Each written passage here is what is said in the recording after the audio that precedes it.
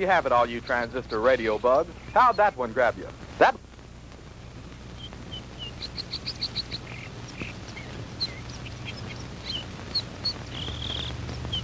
Howie, for heaven's sake, it's almost dark. If you don't hurry up, we're going to be late for the game. Margie, have you ever tried to fix a fuel pump to a rock and roll beat? Well, I'm sorry it made you nervous. I just thought it was a good chance to get in some practice. It's okay. Forget it. Nothing I can do anyway. At least not way out here. Well, I wish you hadn't taken this crazy nowhere shortcut. Boy, this is like Lostville. I know. I goofed. And I've got to get some help if we're going to get there in time for the kickoff.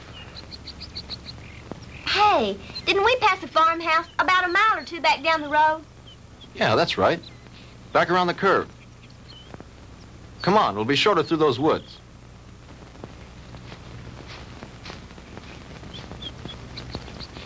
Oh, Howie, look. I don't think we ought to go on that property. Look, you want to get to the game, don't you? Of course I Then do. come on.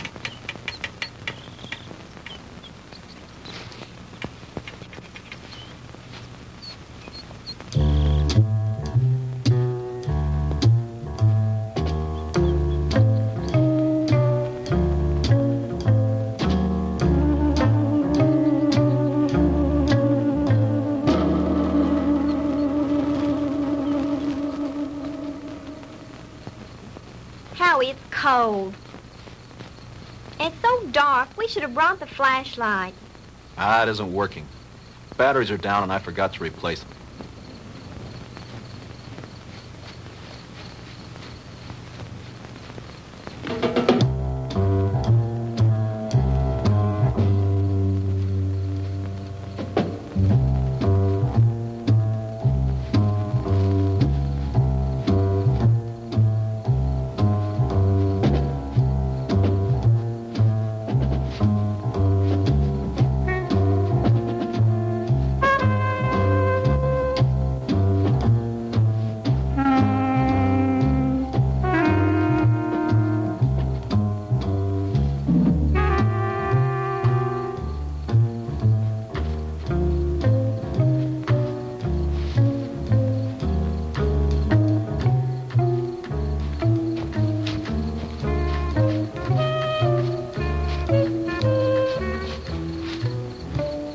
Like we've been walking for hours.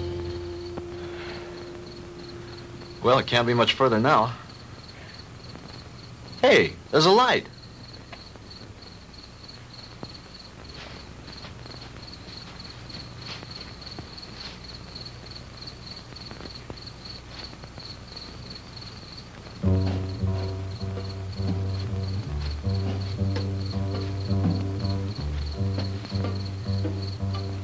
Huh.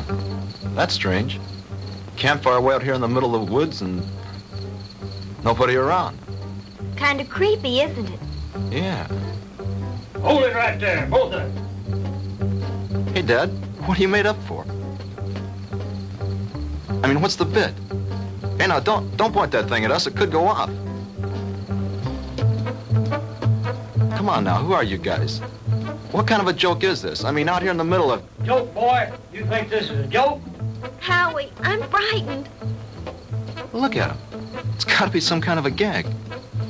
This can't be for real. Howie, what's it all about? I don't know. Honey, do as I tell you. You edge around behind me. Tell me between them and you. Then run like the devil. Howie, not alone? Do as I say. What are you two young'uns doing out here? Quick, don't let them get away! Run, Margie! Head for the car! Stop, boy! I'll shoot!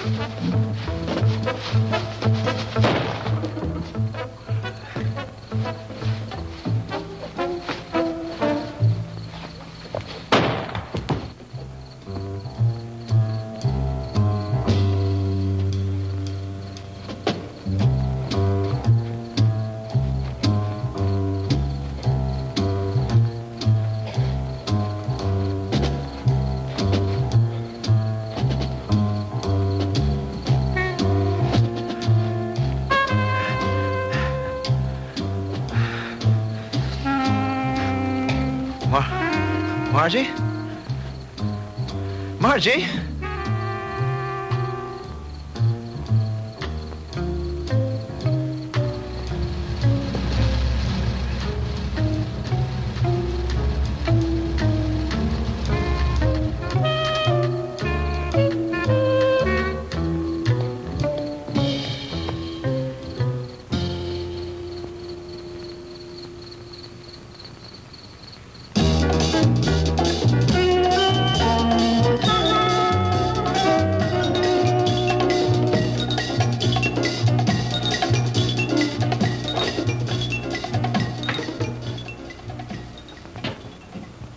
Oh, hello, Jim. What do you need? I need my ever-loving paycheck. What's the rush? Payday's tomorrow. I know, but Reed said you'd have it for me tonight. Oh, did he now? Yeah, that way I get a couple hours head start on my first vacation in 3 years. Relax. The girl's on her way up from accounting with it now. Where you going on this vacation? Some place that can't be reached by telephone, telegraph, teletype, or carrier pigeon. You don't think we'd interrupt your vacation now, do you? Why not? You guys did it for the last 2 years. Jim, nice story you turned in. Well written. Had a lot of fun. When he talks like that, he wants something. As a matter of fact, there's one little favor I'd like to ask you to do before you leave. Uh-oh. Here it comes. As a matter of fact, here it is. The accounting department is certainly coming up with much more interesting figures lately. See you guys. Oh, come on, Jim. Well, this will just take a few minutes. Not much out of your way. All you have to do is get a few details and phone them in from there. From where? Carver Street Hospital. Murphy called in from police headquarters, and some college kid was brought in with a gunshot wound. Here's his name. Why doesn't Murphy cover it? He's on police tonight. He's busy on the cat burglar story. Who shot the kid? That's what I want you to find out. May not be anything in it, but you never can tell. Okay, I'll do it. But afterwards, I'm leaving for my vacation. Definitely, irrevocably, and finally. Do you read me Great White Fathers? Only too clearly. Have a good time. I intend to.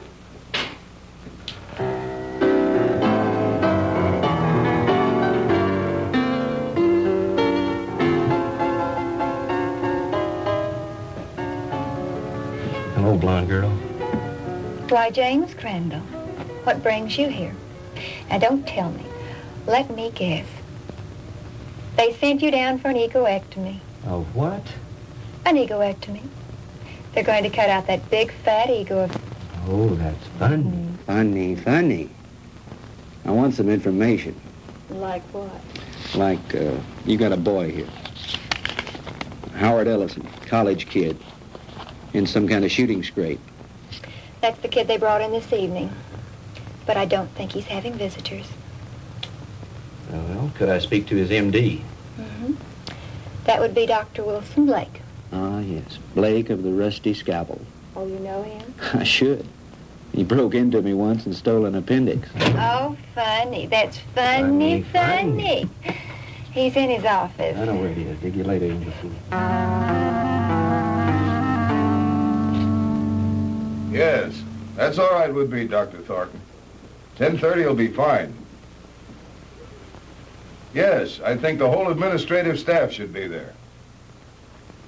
Fine. See you in the morning, Doctor. Goodbye. Come in. Jim Crandall.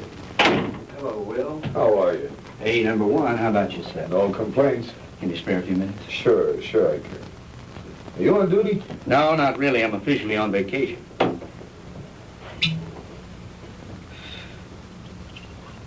Soda? Just straight, thanks. I bet you're here for a story on that Ellison boy. Good bet. Sit yourself down. So are some friends of yours. They left about an hour ago. Uh-oh, the local gendarmes, no doubt. Right. Lieutenant Partain and a couple of his men. They talked to the boy for about an hour and then finally... Wait a minute. Talk to him? You mean the Ellison kid's able to talk? Sure, he wasn't hurt too badly. The bullet didn't enter any of his vital organs. But the nurse said he couldn't have any visitors. Well, he can't. At least not now. He was too tired after that session with Partain. I want him to get some rest. Well, when can I see him? In the morning. In the morning? But, Talk, I got to phone something into the editor. I can't fool around on this thing. I leave on my vacation tomorrow. Well, I envy you. We're so short-staffed here at the hospital, there's no telling when I'll be able to take a vacation. What did the kid say when he talked? He told a real weird story. The police have a transcript of it. I'd rather hear it from you if you don't mind. I don't think I should repeat it. I imagine the lieutenant would rather tell you himself. Oh, come off it, Doc. You know Partaine's not going to give me anything till he's good and ready. All right. All I can do is repeat what the boy said. But I'll warn you, you won't believe it. Suppose you try me. Well, this Ellison kid is a student at the university, a cheerleader, an honor student, an all-around popular kid. Early this afternoon, he and this co-ed... Co-ed? You mean there was a girl with him? Yes, one of the majorettes from the band, a girl named Margaret DeMar. DeMar? Couldn't be related to Sandy DeMar, the nightclub thrush. As a matter of fact, yes, her sister. Well, that adds a dash of color. What about the girl? I'm getting to that. Now, do you want to hear this story or not? Okay, go ahead. Well, early this afternoon, they left the university on their way downstate to that night game against Southern Tech. They had permission to drive down instead of going on the bus with the other students. They were running short of time, so they took a shortcut on one of those farm roads. Ellison's car started acting up and finally quit on them. They had to have help, so they started walking, trying to make it to a farmhouse.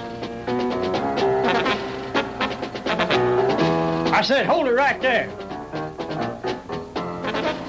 Hey, Dad, what are you made up for? What are you two young'uns doing out here? Quick, don't let him get away! Run, Marjorie! Head for the car! Stop, boy! I'll shoot! He started running, and that's when he got shot. He got up and he kept on running. He made it back to the car. He looked around for the girl, and she wasn't there. After that, he blacked out.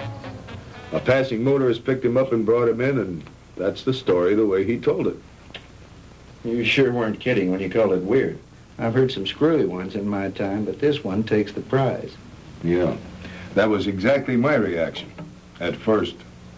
What do you mean, at first? Well, sometimes I'm forced to alter my opinion by certain evidence. I don't know if you're aware of it, Jim, but my hobby is American military history. I collect historical military objects like some men collect stamps, like this item that was brought in by a patient a couple of months ago. You know what that is? Well, it looks like some kind of rifle slug. Mm-hmm. I have a cigar box full of those at home. My brother and I used to find those in the woods and dig them out of trees when we were kids, back in Georgia 30 years ago. It was one just like the one you're holding now that I took out of young Ellison's body and gave to the police this evening. And if you ask me, they're going to have to dig a long way back in their ballistics file to find anything that matches that. Yeah? Yeah. You see, that's a mini-ball. The kind of a bullet they used during the Civil War.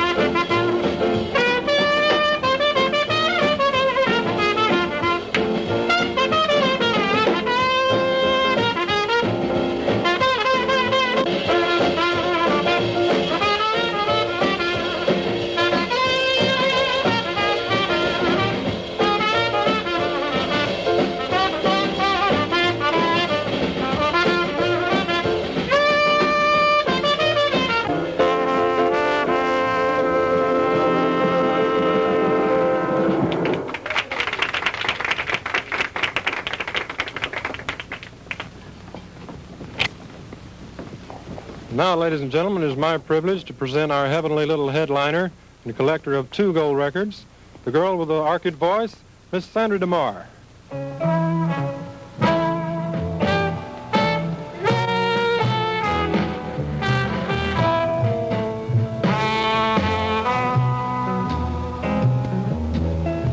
Go on away and leave me alone. I want to be by myself when I cry. And there's gonna be some crying, 'cause I just told my baby goodbye. Get out of here and leave me alone. I don't care whether I live or I die, 'cause my life's already over. It ended when he told me goodbye.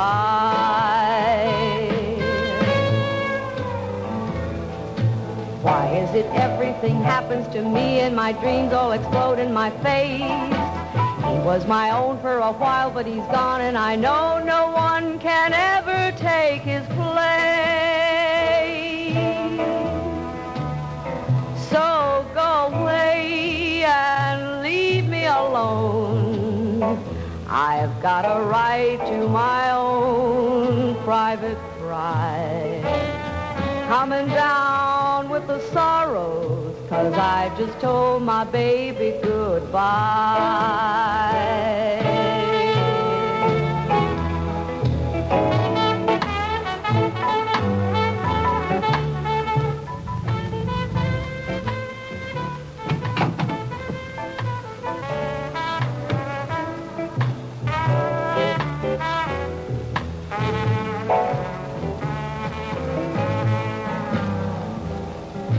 Why is it everything happens to me and my dreams all explode in my face? He was my own for a while, but he's gone, and I know Good evening, no Lieutenant. one. Evening, Ramon. No Is this visit official? Oh, there's nothing to worry about. We'd like to talk to Miss DeMar when she's through singing. Would you give her something while you're waiting? Thank you, no, we're on duty. Leave me alone. I've got a right to my own private cry. I'm coming down with the sorrows, 'cause I just told my baby goodbye.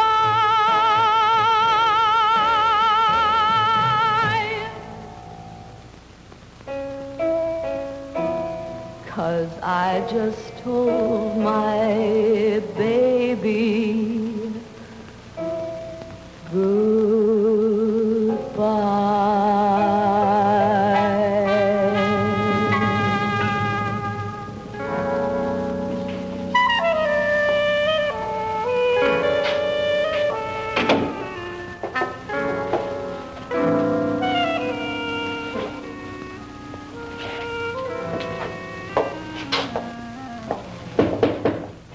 Yes. Sandy, are you decent? Yes. 2 gentlemen from the police department want to talk to you. Police? Yes, Miss DeMar. I'm Lieutenant Partain, and this is Detective Lasky. We're just making a routine investigation. Have you heard from your sister this evening? Margie? Why, no. Why do you ask?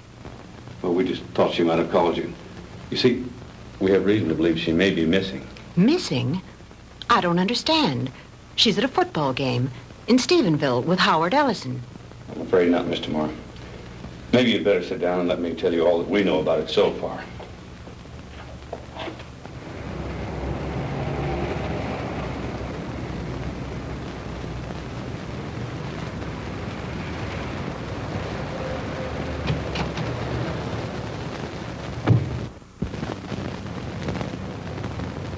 Well, Lieutenant Partain, is it a raid or a payoff? Lasky, we got the Walter Winchell of the Boondocks again. You been talking to the DeMar girl? So you know about it already? Yeah, but not enough. Can you fill me in? At this point, you probably know just about as much about it as we do. Why don't you stop by the office in the morning when we had more time to work on it? Oh, come on, Fred. Can't you give me something tonight? I start my vacation tomorrow. Good fishing.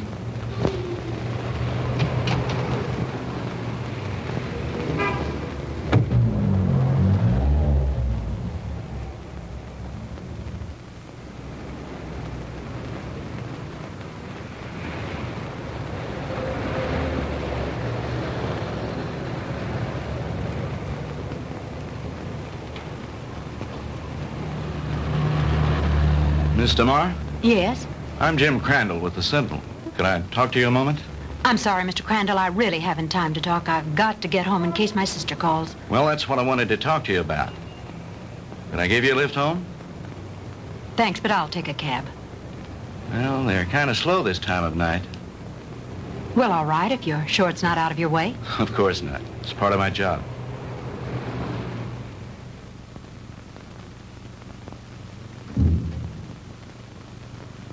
What's the matter? Mr. Crandall, I'm too upset to go home. You know my sister's missing. Yes, Do you know where it happened? just about. Would you drive me there?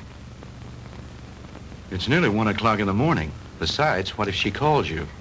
If she were going to call me, I'm sure she would have done so by now. It's nearly a 45-minute drive up there. Howie was picked up on a farm road just this side of Stephenville. If it's too much trouble, you can drop me at my apartment and I'll take my car.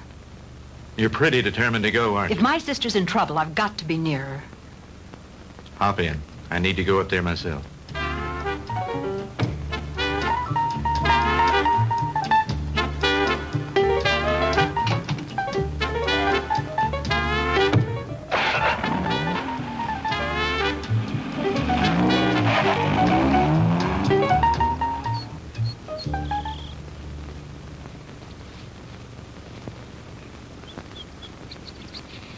Lieutenant, we checked that house from top to bottom. Nothing there. Okay, Lasky. As soon as the boys are through, have them go in and get some rest. We've done everything we can do here. Maybe the sheriff and his bloodhounds will turn something up. Right.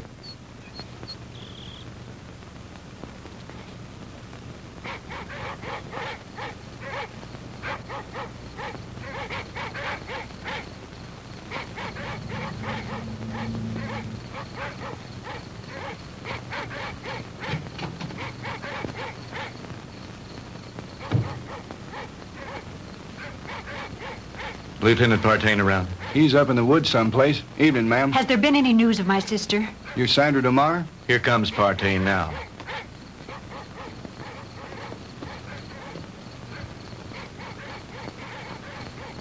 Lieutenant, have you found her yet? I'm afraid not. Crandall, what'd you bring her out here for anyway? I made him bring me, Lieutenant. Can you tell me anything about Margie? No, ma'am, I think you both made a trip out here for nothing.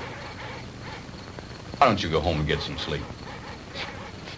He's right, Sandy. You should do as he says.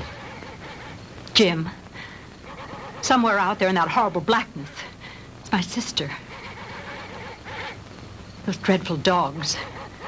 They sound so terribly ominous. Oh, Jim.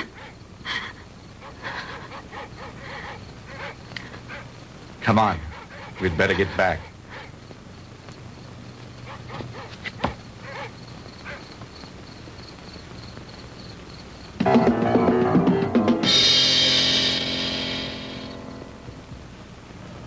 No, I'm going to check all the antique gun shops this morning, as soon as they open.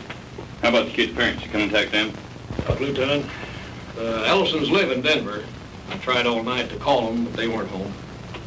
How about a cup of coffee, Jim? Yeah, black. What about the kids at the university? Ellison's fraternity brothers. I talked to everyone in the dorm. They like him. What do his professors say about him? Bright, popular boy, good scholastic records, level-headed, down to earth. Not the kind to make up wild stories. Well, that cracks another one of our little theories wide open. You just getting here? Some of the other fellows came in a couple of hours ago. Yeah, I was out with the sheriff and his bunch. And have we got a Lulu? Yeah, what is it? The girl's sweater. We found it out in the woods not far from a smoldering campfire. Go on. Well, we gave the scent to the dogs, and they took off like Moody's goose. Well, we followed them for about a mile or two, till they got through the woods and into a small open space. Well, the dogs got about halfway through the open space, and then they stopped.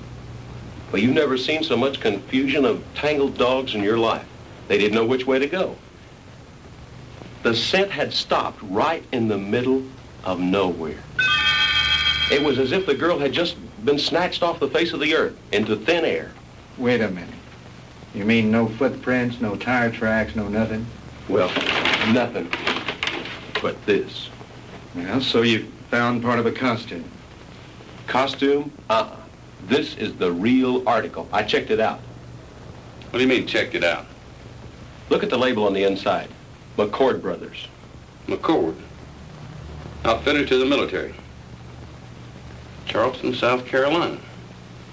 I checked with the Charleston department, and they gave me some very interesting facts from one of their newspapers. It seems that McCord Brothers, the company that made that hat, burned to the ground in 1869 and was never rebuilt. It's been non-existent for over 100 years. This case is getting screwier by the minute, don't it, though? I'll have you run this down to the lab and then go home and get some sleep. How about me, Lieutenant? Sure, go on home. You've earned a rest. Well, what do you think? How was Mr. Marr when you left her? Shook up, naturally. She's spending the night with a girlfriend.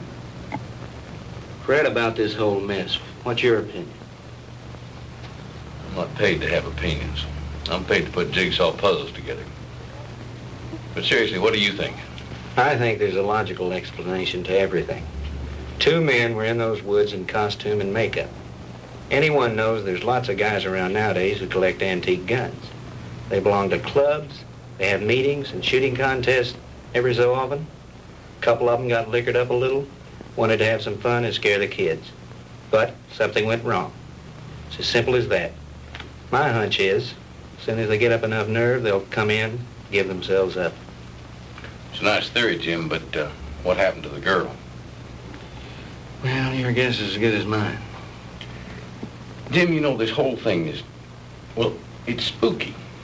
Reminds me of something that happened in Germany in 1945 towards the end of the war. Yeah? What was that? Our outfit liberated a small concentration camp near the Alsatian border. When we took it, we expected to find the usual half-starved, ragged inmates. And you can imagine our surprise when we were greeted by about 50 young people, all a picture of perfect health. That sounds a little hard to believe after all I've read of Dachau and Auschwitz. Well, that's what made it hard to figure. Here were these kids, none over 21 and some as young as 5, living in apparent luxury. Good food, complete recreational facilities, no forced labor. Remind me of a bunch of calves being fattened up for the kill. You mean there were no old people in the camp? There were a few, but not alive. We found their bodies in the rooms next to the ovens. Apparently, we'd taken the camp so fast they hadn't had time to dispose of the bodies. But before they left the night before, they blew up the largest building in the camp. It was some sort of a laboratory. And inside, amidst the rubble and blown into a million pieces, was the screwiest piece of machinery I've ever seen. Some sort of a crazy electronic apparatus. And half buried underneath it amidst the rubble, still strapped to a table, was an old man. Just barely alive. Our medics tried to save him, but they couldn't. Now here's the weird thing. This is the part we could never understand. In trying to identify him, we checked the camp records with the prison number tattooed on his arm.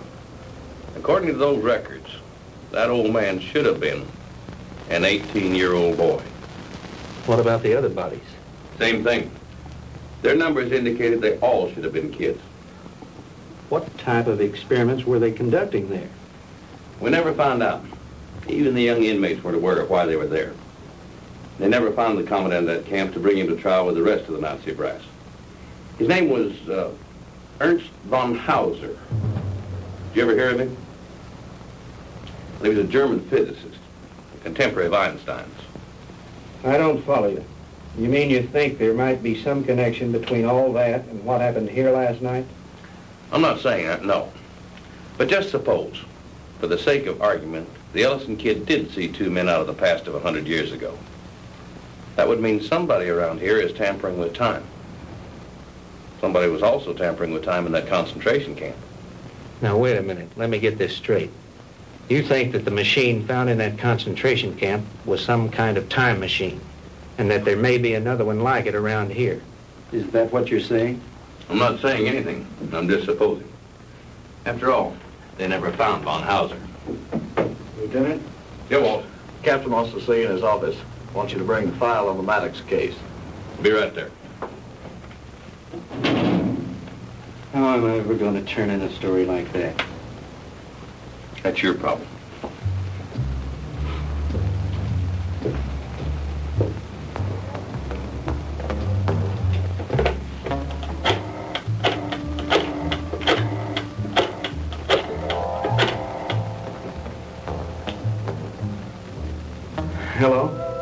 Give me the city desk.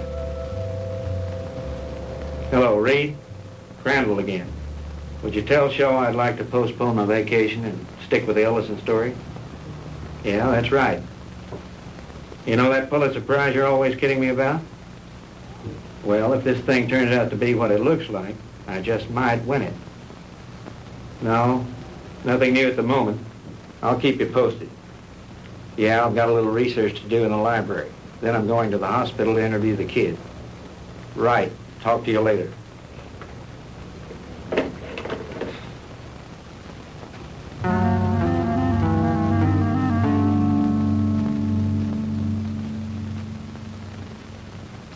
All right, Howie, you can go on with your story. That's about it, Mr. Crandall. I remember reaching the highway, and Margie wasn't there. And then I blacked out, and the next thing I knew, I was here at the hospital. And you really don't think, Howie, that those guys were just a couple of kooks in Civil War costumes? Mr. Crandall, I don't know how to explain it, but I got the distinct feeling that these guys were for real. I mean, like something straight out of Gone with the Wind. Howie, what's your idea of what happened to Margie? Do you think these two guys grabbed her? I don't know, Mr. Crandall. I don't know. That's what's bugging me out of my skull. Nurse, is Mr. Ellison awake? Yes, he is. He has another visitor, but you can go on in. Thank you.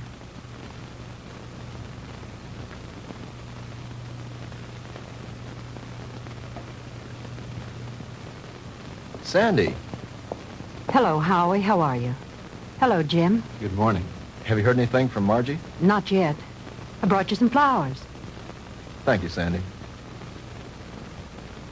I'm sorry about all this. I mean... It's all right, Howie. Now, don't you worry. Whatever happens, I know it wasn't your fault. Jim, have the police found out anything yet? No new developments. I'm going up there in a little while and have a look around myself. I want to see the place in the daylight. Would you mind if I went with you? Of course not. I'd enjoy your company. Howie, would you forgive us if we ran off right away? Sure. I understand. I'll drop back in later. Bring you some magazines. Yeah. True Confessions and Ladies' Home Journal.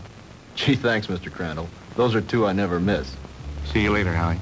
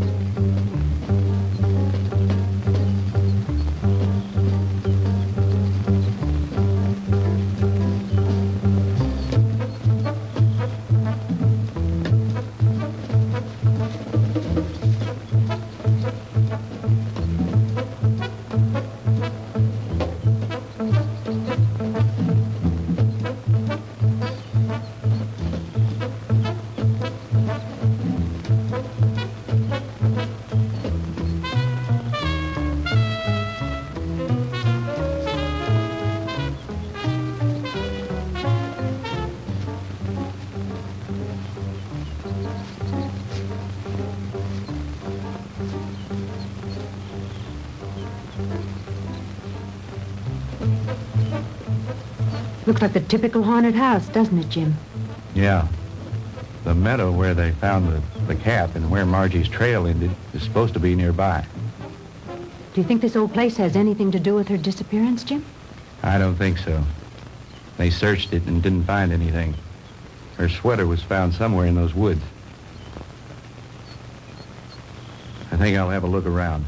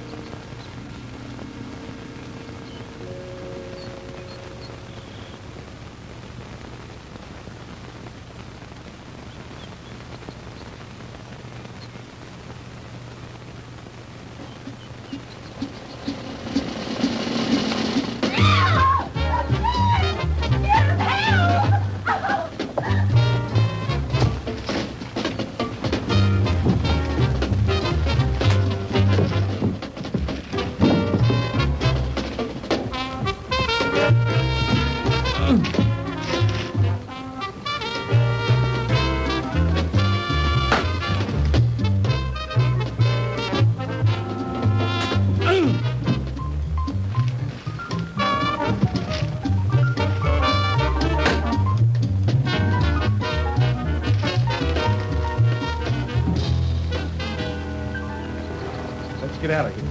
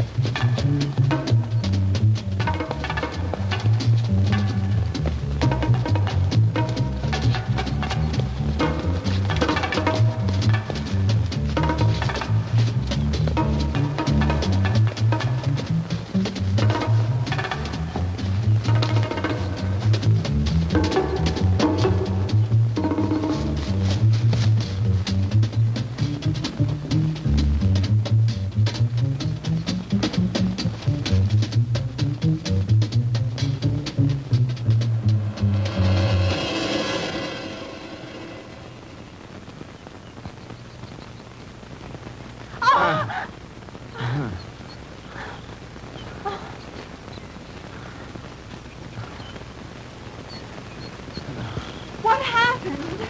I don't know, but we better get back to the car.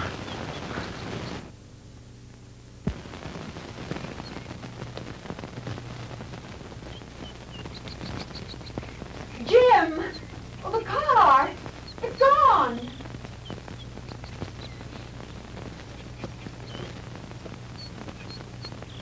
Jim, someone must have stolen it. I would have heard the motor start up. Besides, I have the key in my pocket. Well, this must be the wrong place. This isn't where we left it. This is where we left it, all right. But it looks different here. There are more trees than there were before. And that fence, that wasn't here when we came down the road. And the barbed wire fence is gone. Jim, we're lost. I don't think so.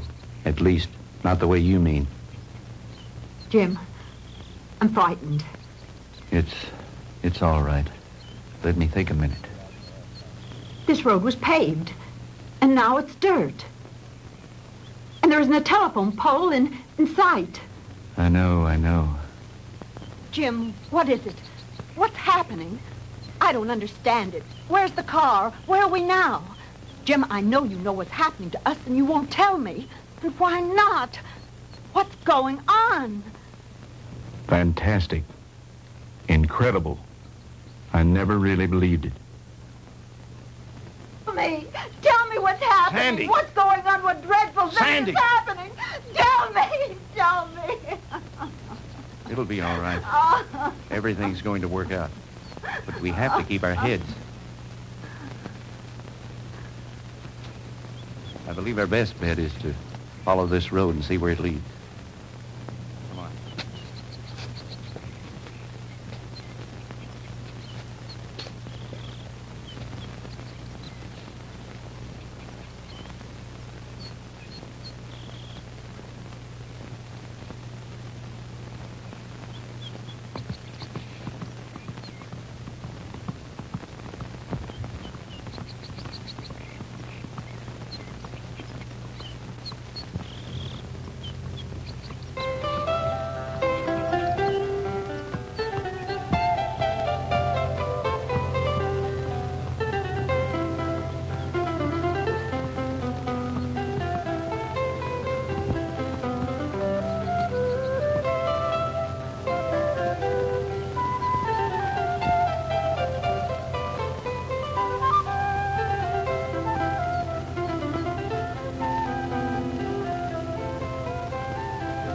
Jim, his clothing. I know. Ours are just as strange to him, especially your short skirt. Friend, what year is this? Where are we? Witchcraft! Witchcraft! Ha!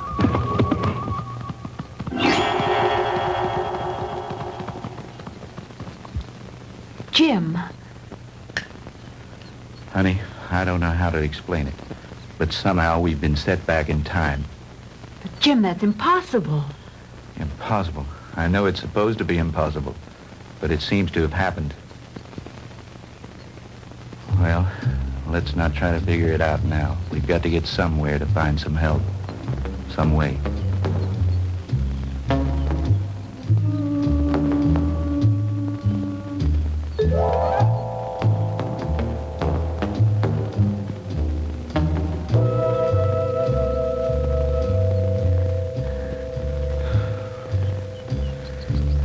Jim, I'm sorry, but I don't think I can go any farther. I simply have to rest. All right. We'll stop for a while.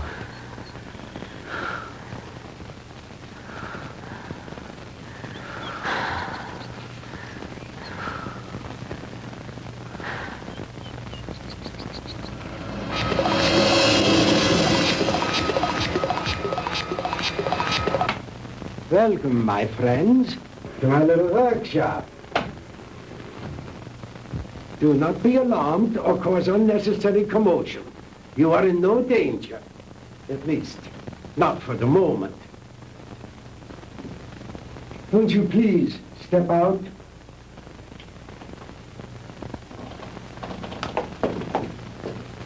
I am Dr. Ernst von Hauser. These are two of my assistants, Manfred and Wolf. Where are we? I told you. We are in my little workshop.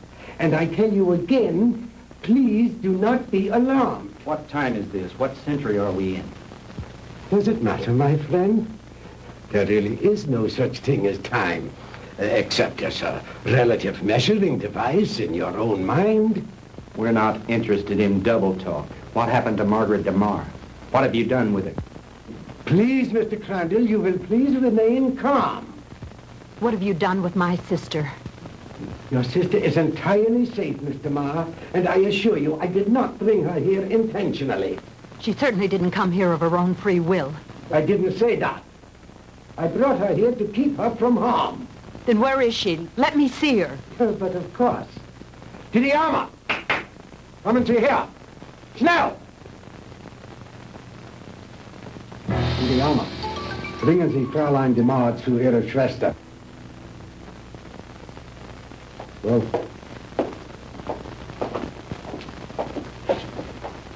no need for alarm, Mr. Crandall. She'll be all right. She'll be able to freshen up. We will even furnish her a change of clothing.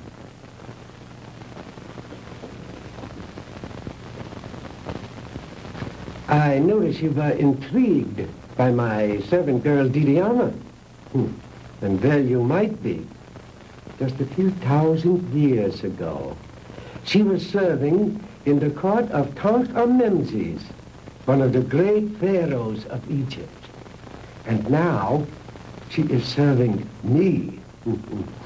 Quite an experience, is it not? This is like a fantastic nightmare. I don't understand any of it. How did you get Margie here?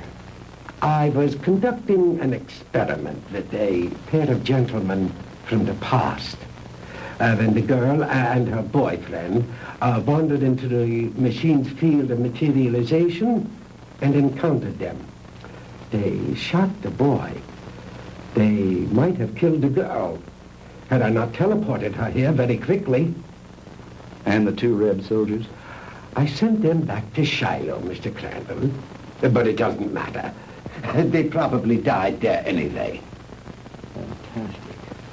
Utterly fantastic. Tell me, Doctor, why did you send Sandy and me back to 1789? I admit I took advantage of you to conduct a little experiment. Oh, you are a little dangerous, but you see, no harm has come to you. super spectronic relativity? I believe that's what you once called it. Oh, then you are familiar with my work. To some degree, yes. I read up on you this morning in the library after talking with the police. Oh. And what did you learn about me? Quite a bit. I know of your early career and some of the brilliant discoveries you made in the field of physics, and that you were expelled from the International Congress of Physicists because of your theories. Oh, that was a humiliation which will soon be avenged, Mr. Crandall. But go on. What else did you learn of me?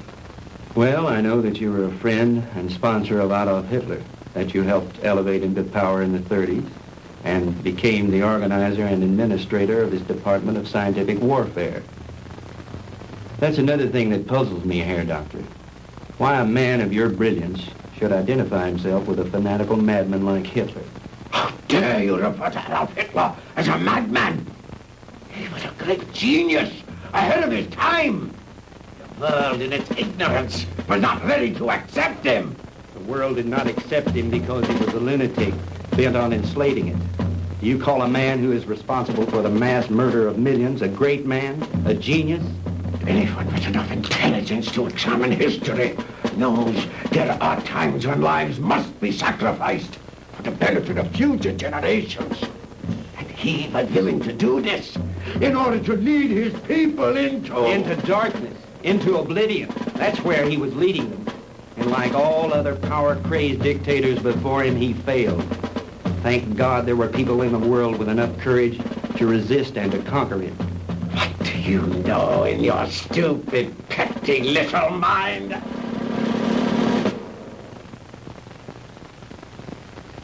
You will forgive me, Mr. Crandall, for my outburst of temper. You are, of course, entitled to your own opinion for whatever small purpose it may serve you. Let me enlighten you, Mr. Crandall, on a few things of which you and the rest of the world are unaware. Blame for the loss of the war cannot be laid to Hitler or his doctrines. It was I who failed him. Me and the General Staff.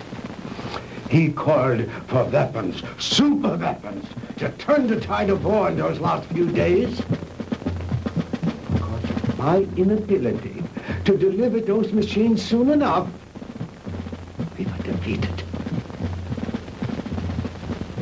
It might interest you to know that during those last few months of the war, we had almost perfected weapons so far in advance of anything that had gone before them as to make modern warfare in all its forms completely obsolete.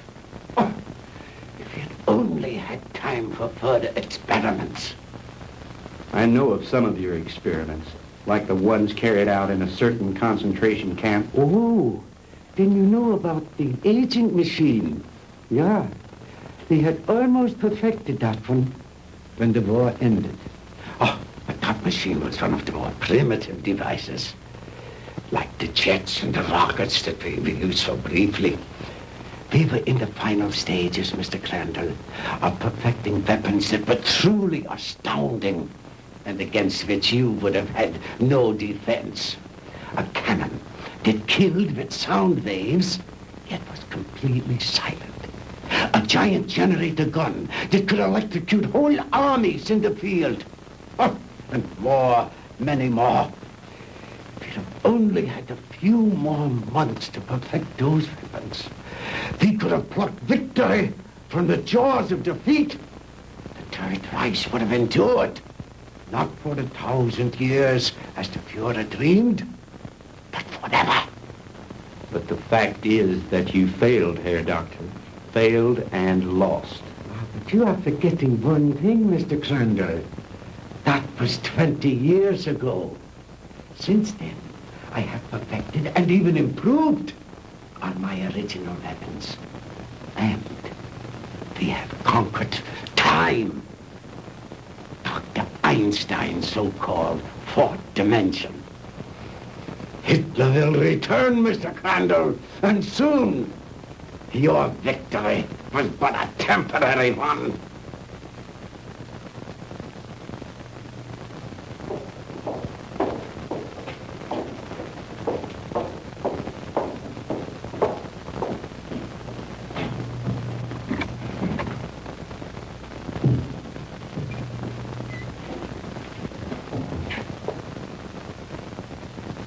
Margie, baby, Sandy. Honey, are you all right? Did they hurt you? Oh, Sandy, I didn't think I'd ever see you again. Oh, I'm all right.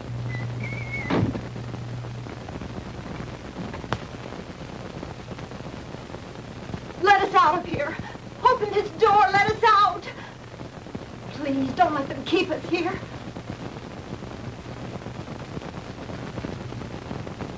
I have my own underground atomic power supply. Here are the master controls, and here are the selectors. With this dial, I can control the century I wish to deal with. These other dials, of course, are for the selection of the year, the month, the day, even the hours and minutes, and even seconds. These are the acceleration switches with which I can control the velocity or speed of the passage of certain relative segments of time, just as you would increase or decrease the speed of an automobile. Is that too difficult for you to grasp, Mr. Crandall? Frankly, I'm beginning to doubt my sanity. You needn't. After all, there are very few people in the world who can understand even Dr. Einstein's theory of relativity. And my theories go far beyond his. But you are an intelligent man, Mr. Crandall. Perhaps I can explain it a bit more simply.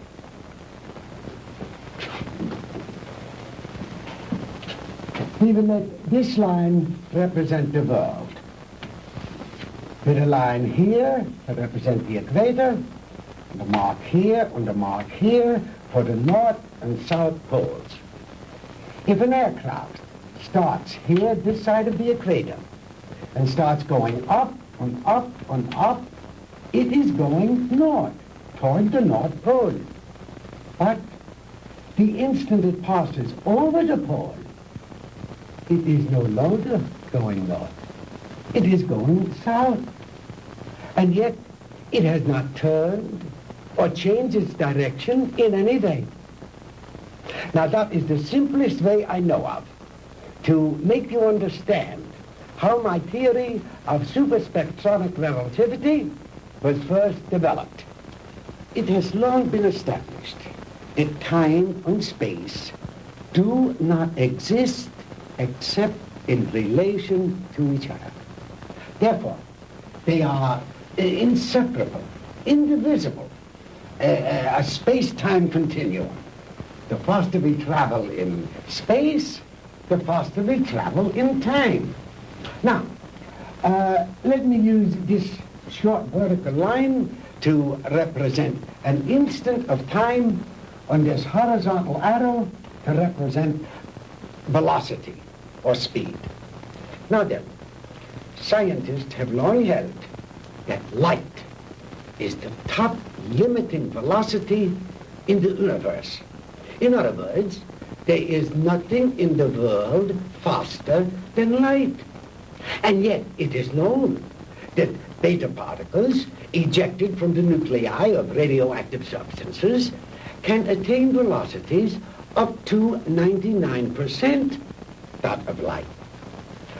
Now, I have always based my theories on the premise that there is no limit to space. The universe is limitless. Well, if there is no limit to space, then there is no limit to time, and no limit to velocity. Therefore, I thought there must be something in the universe that was faster than light.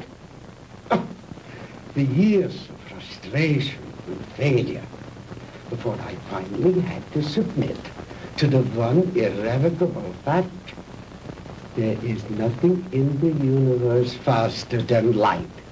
But I discovered a new ray in the spectrum with a wavelength infinitely shorter even than that of the cosmic ray. This ray I called the minus ray. I'm afraid you lost me, Doctor. Well, in other words, while I discovered that the velocity of light is indeed the top velocity in the universe, that velocity need not remain constant. I discovered that through minus rays, velocity could actually be accelerated. And let me illustrate in this way. This line represents an instant in time. An instant, that is, in relation to our immediate vicinity in space. Now, if you enter a dark room or flip a switch, that room is instantly flooded with light.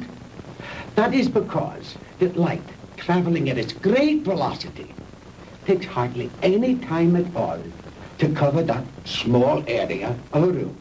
It is immediate, instantaneous. Now, if that light had traveled any faster, it would have come on before you flipped the switch. Are you beginning to understand? I think so. Fine. Now then, just as I illustrated a moment ago, with the airplane flying up over the world, heading north until it passed over the North Pole, then its direction became south. The same thing is true in a sense of time. If the velocity of ordinary light, represented by this arrow, should be accelerated, then it will pass beyond the instant, represented by this vertical line, and no longer be moving in the direction of the future, but it will be moving in the direction of the past. It will no longer be going forward in time, but backward. The greater the velocity, or I should say, the greater the acceleration, the further back in time it will travel. In other words, if a guy left New York for Los Angeles and traveled fast enough, he'd get there before he started. You joke, Mr. Crandall, but crudely expressed, that is exactly what would happen. Why are you telling me all this? To impress upon you the superior scientific knowledge that we possess, my friend, and to illustrate why we would have won the war if we had only had a few more months. We were the slaves of time then. Time was our master. But I have changed all that. Now we are the masters, and time is our servant. Ah, you Americans are an egotistical, arrogant lot. How proud and superior you felt as you strutted through the ruined streets of our cities. The proud conquerors claiming the spoils of war. But that is only temporary, my Yankee friend. Soon Hitler will return. We will rewrite history. And the Third Reich will endure. Not for 1,000 years or 100,000 years, but forever. Immortality. The age-old dream of man is ours. The rest of the world will fall at our feet, and we shall rule for all eternity. Oh, Holt. Did you make the young ladies comfortable? Jawohl, Herr Doctor. And Manfred, did you see that Mr. Marr had a change of clothes? Jawohl. Good. The lecture is over, Mr. Crandall, and you look tired. If you will follow Manfred and Wolf, they will show you to your quarters. We weren't planning on staying. We want out of here now. I'm afraid that is impossible, Mr. Crandall. I must insist that you accept my hospitality. Now, wait a minute. Get your hands off me. Let go. Hornhauser, you can't get away with this.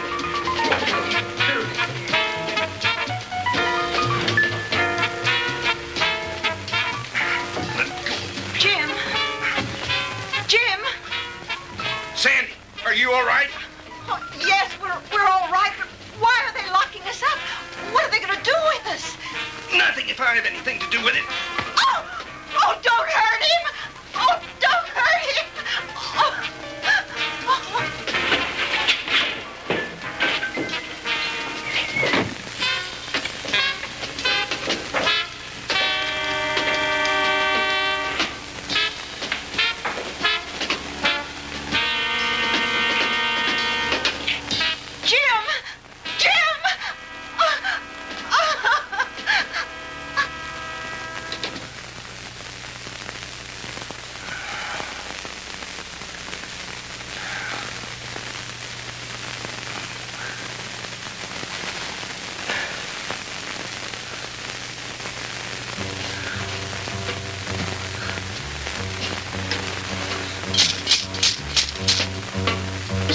Sandy! Sandy, answer me! We're here, Jim. We're all right. How about you? Just a minor headache, honey. Is Margie still with you? Yes, she's asleep. Jim, I'm scared. What do you think von Hauser intends to do with us? I don't know. But I do know one thing. I've got to figure a way out of here. Sandy, honey, I'm sorry about everything. I shouldn't have brought you with me this morning. It wasn't your fault. I asked to come along. After all we've been through, you must be beat. Have you had any sleep? No, I was worried about you. Well, try to get some rest while I do some thinking. Okay. As soon as Margie wakes up, I will.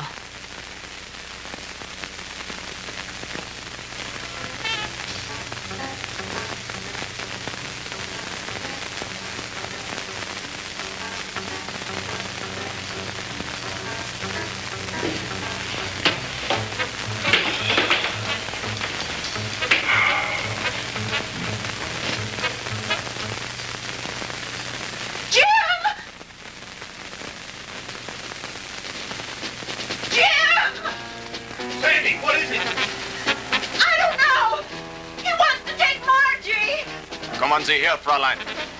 No, no, Sandy, don't let him take me. Kommen Sie her. No, no, Sandy. No, leave her alone. Take your hands off her. Don't let him take me, Sandy. Don't let him take me. Turn her loose. Oh! Sandy, who is it? What's going on? No, no. What's going on in there? What's happening?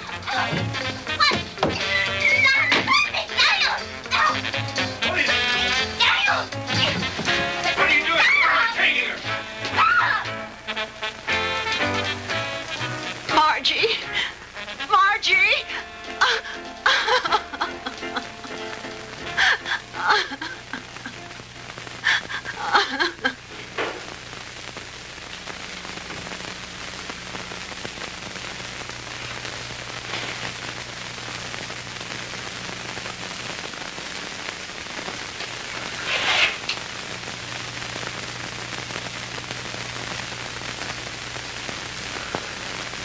So you see, my dear, there was no reason for all that hysteria. You've really nothing to fear.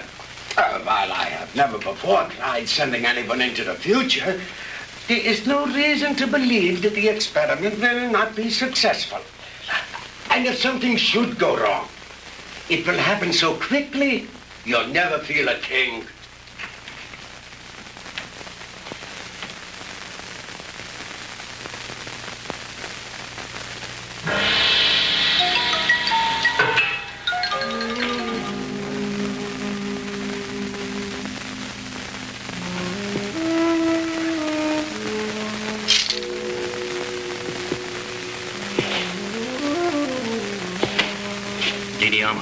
It is time you eat now.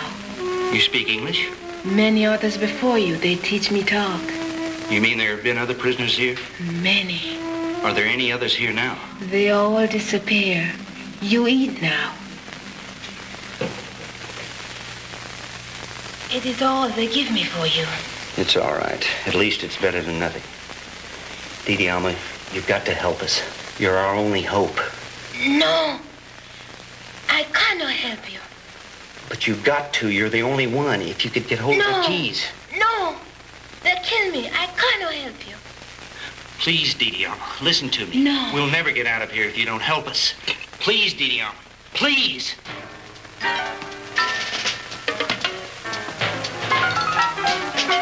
bring you food. You eat. Thank you. Sandy, see if you can persuade her to help us. It may be our only hope. Someone come. I must go now. Was ist los, Herr?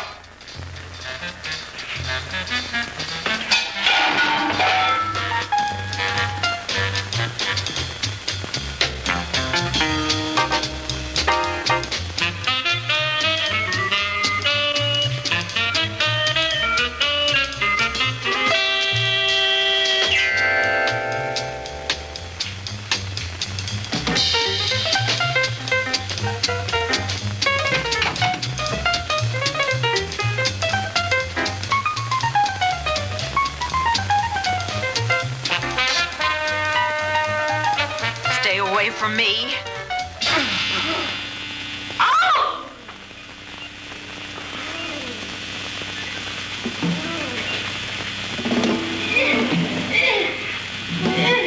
Sandy! Sandy!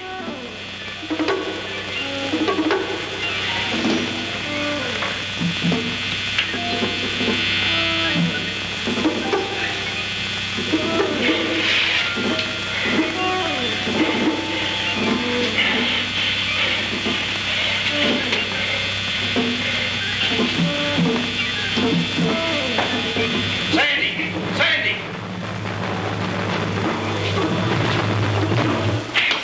Sandy, are you all right? Sandy, can you hear me?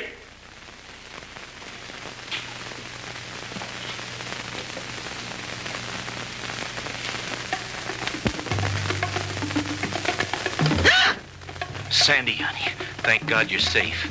Quick, get his keys.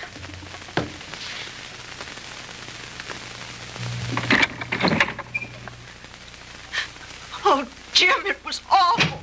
He strangled her. It's all right, honey. Try to get hold of yourself. We've got to get out of here. I'll be fine.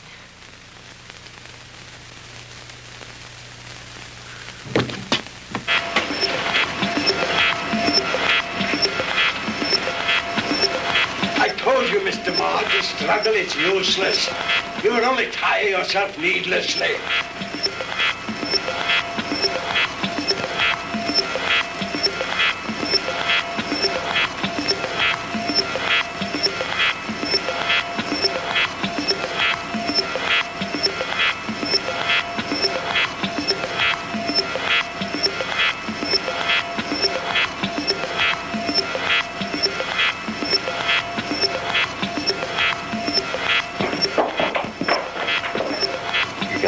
On again.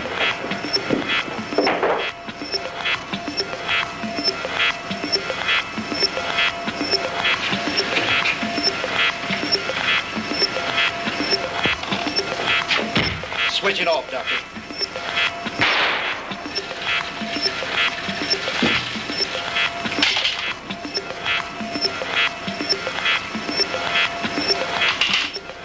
Jim, look, Marjorie! Reverse the machine, Doctor. Bring her back. I cannot guarantee that, Mr. Crandall. I have never experimented with the future before. You insane, sadistic.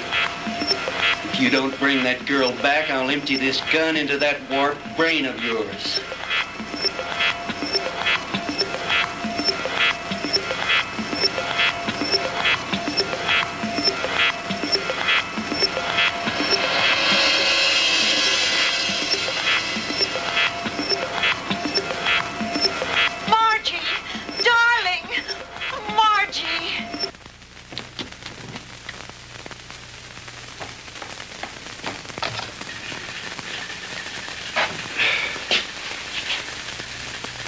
It's too bad, Mr. Crandall, that you are not interested in science. But you Americans are so impractical anyway. Jim, look out!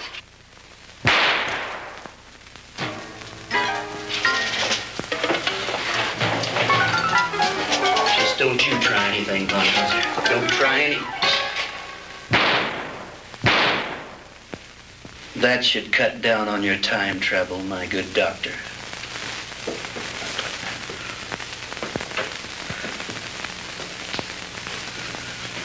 How about the attic? You searched that, didn't you? Yes, sir.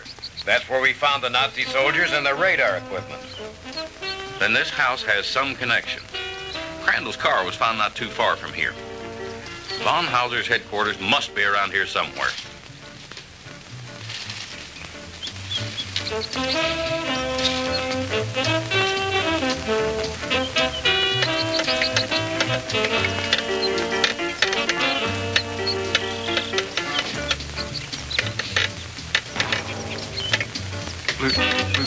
Lieutenant? Yeah?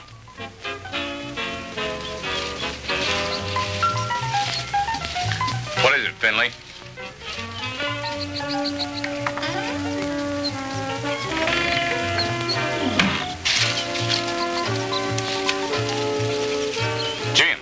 and the DeMars.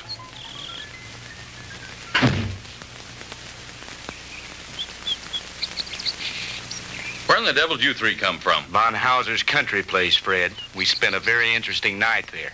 Where is Von Hauser? Down there in his laboratory. Listen. What's that sound? That's the machine. You'd better stop it before he gets away. Lasky, you come with me. Finley, you stay here with them. What machine? The time machine. The what machine?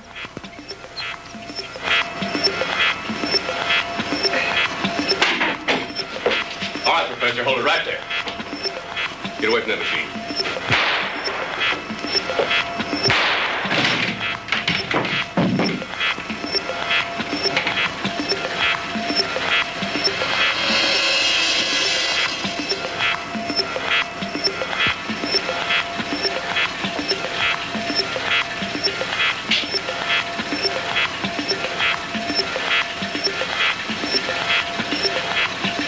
If I hadn't seen it with my own eyes, Lieutenant, I wouldn't believe it. I know. Lasky, if you ever tell anyone what I'm about to do, I'll have your job so help me. Is that clear? Lieutenant, I ain't seen nothing. Well, I don't know what makes this contraption work, but I think I know a darn good way to shut it off.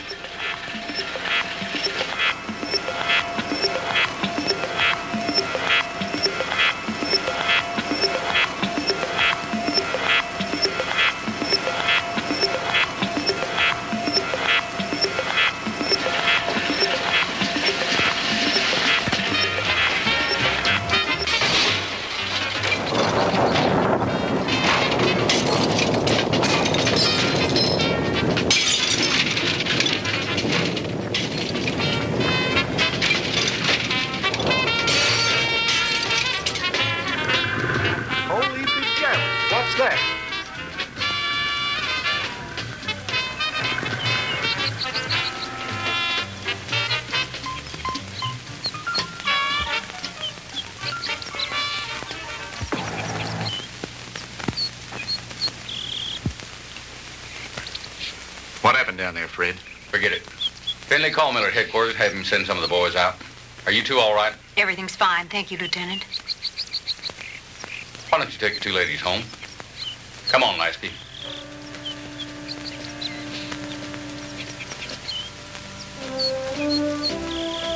The machine?